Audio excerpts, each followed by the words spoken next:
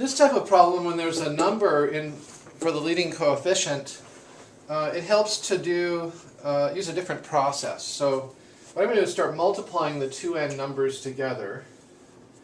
And 2 times 63 is 126. What we're looking for is two numbers whose product is 126, and because this is a minus here, whose difference is 11. So we have to look at what times what is 126. So we need to look at the factors of 126. So 126 is equal to 2 times 63 we've seen. That's 2 times 3. 3 goes into 63 21 times. So you could write this as 2 times 3. 21 is 3 times 7, so 2 times 3 squared times 7. Now we have to decide how to divide up the factors here in order to get a difference of 11 between the two resulting numbers. So we can try dividing these up in different ways. Notice that 3 does not divide into 11. Therefore, the 3's have to go together. If the 3's were divided up, so there'd be a 3 factor in each of those numbers we're looking for, then that number would be divisible by 3. This is not divisible by 3, so the 3's have to go together. So 3 times 3, that's 9. So we'll put that over here in this amphora, or whatever. The difference has to be, remember, equal to 11. So the other numbers are 2 and 7, so those multiply to be 14. If I put a 14 here, the difference wouldn't be right. So let's put the 2 in with the 9, which makes this now 18 over here, and the 7 over here.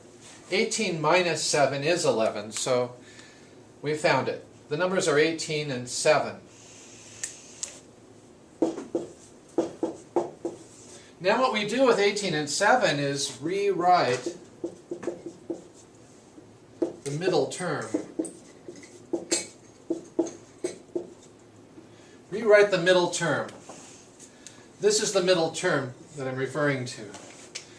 We're going to use 18 and 7 to rewrite that middle term. So we have 2y squareds plus 18y's minus 7y's minus 63. Now, the rest of it is just factor by grouping to finish this off. The work was to find these numbers, 18 and 7, whose product is 126, whose difference is 11. Then you rewrite the middle term using 18 and 7. Now the reason for that is that now factor by grouping works.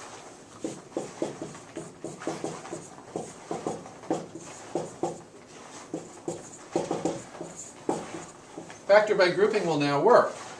We can factor something out of the first 2 and the second 2, and then we'll be able to finish our factoring. So from the first two factors, first two terms here, we can factor 2y.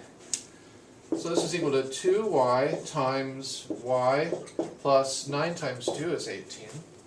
And then this factor has to be the factor of the other term as well.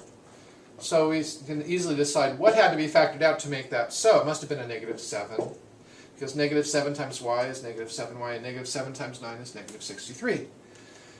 So indeed, we're almost done now, because both of these terms have a y plus 9. So we can factor out the y plus 9, leaving behind a 2y minus 7 times y plus 9. So we have it. This is our factorization.